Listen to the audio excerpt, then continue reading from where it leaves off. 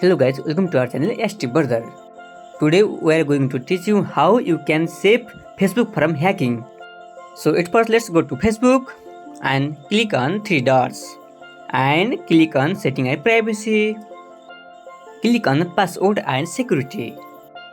Scroll down and you will find two-factor authentication. Click here.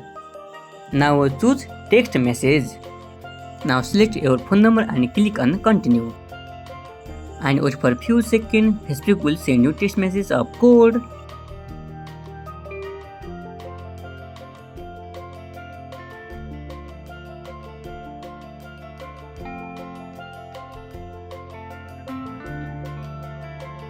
Now just copy the code and paste here. Now your Facebook is safe.